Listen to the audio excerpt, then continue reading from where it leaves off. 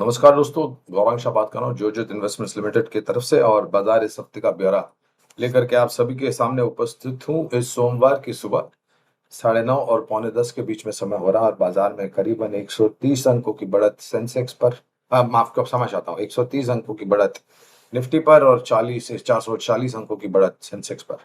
रुझान बेहतर, पिछले हफ्ते के जो आसार थे या जो संकेत थे उससे थोड़ा बहुत विपरीत और बाजार में निश्चित स्तर पर खरीदारी। विदेशी संस्थागत निवेशकों की तरफ से निरंतर बिकवाली, स्थानीय संस्थागत निवेशकों की तरफ से खरीदारी। आगे बढ़ने से पहले कुछ अहम स्तर जो निर्धारित हमने किए हैं निफ्टी पर, इंडिया विक्स के स्तर, रुपया डॉलर और कच्चे तेल। 23,800 से लेकर के 23,900 ये दो स्तर होंगे नीचे के, जहां से बाजार हमने ऊपर की तरफ आते हुए देखा अभी और जो ऊपर का पड़ाव हुआ 24,200 से लेकर के 24,300, तो ये स्तर के दायरे में बाजार कामकाज करेगा, बशर्ते के जो खबरें पिछले 7 या फिर 8 हफ्तों से पूरे विश्व भर के बाजार झेलते हुए आए हैं, वहां पर सकारात्मक नकारात्मक परिस्थिति का असर आपको बाजार में आते हुए दिखेगा। अब कई सारी टिप्पणियां राष्ट्रपति ट्रंप ने की हैं और व्हाइट हाउस में जो गोलियां चलाई गई और जो व्यक्ति को पकड़ा गया, जो बयानबाजी हुई है, उसको लेकर के अनिश्चितता का वातावरण शायद हो सकता है। उम्मीद करते कि परिस्थिति वहां पर सुधर जाए और सामान्य हो जाए। तो 23,800, 23,900 नीचे की तरफ और 24,200 से 24,300 ऊपर की तरफ।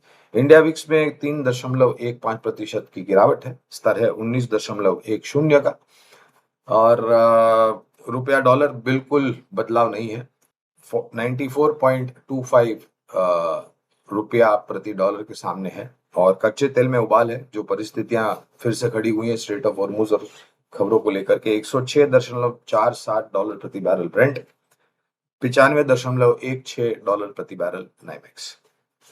तो बाजार जूझता रहेगा दोस्तों और ये हफ्ता भी मेरे ख्याल से थोड़ा छोटा हफ्ता है। शुक्रवार को छुट्टी है 1 मई, तो 5 दिन की जगह पे 4 दिन कारोबार होगा और उसी तरीके से प्रतिक्रिया बाजार, और गुरुवार को शायद थोड़ा बहुत उठापटक ज्यादा हो सकता है। तो समझदारी से काम करें, छोटी मध्यम अवधि के लिए अगर आप कामकाज करते हो, लेकिन लंबी अवधि के लिए मेरे ख्याल से जैसे हम पहले भी बता रहे थे अवसर बहुत सारे हैं। हाँ, ये बात अलग है, पिछले हफ्ते जो 2 दिग्गज कंपनियों के नतीजे आए वहां पर रुझान इतना कुछ बेहतर नहीं देखने मिला। आंकड़ों में थोड़ी बहुत निराशा थी और वो थी एक्सिस बैंक और रिलायंस इंडस्ट्रीज, लेकिन लंबी अवधि के लिए सकारात्मक नजरिया हमारी कंपनी की तरफ से दोनों के ऊपर है। तो हर वक्त जब हम आपसे मिलते हैं सोमवार को तो विकल्प देते हैं। आज भी 2 विकल्प है, दोनों ही सरकारी खेमे में से दोनों ही कंपनियां हैं। एक है सरकारी बैंक, बैंक ऑफ बड़ौदा, दूसरी रक्षा क्षेत्र की कंपनी है भारत इलेक्ट्रॉनिक्स लिमिटेड।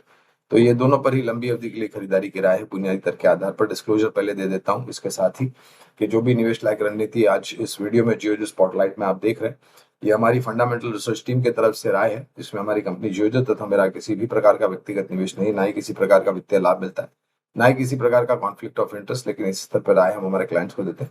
संभव है कि उनका निवेश हो, तो ये डिस्क्लेमर के साथ साथ ये भी अनिवार्य होगा राय देना कि इस तरह से शुरुआत कीजिए और गिरावट पर जुड़ जाए।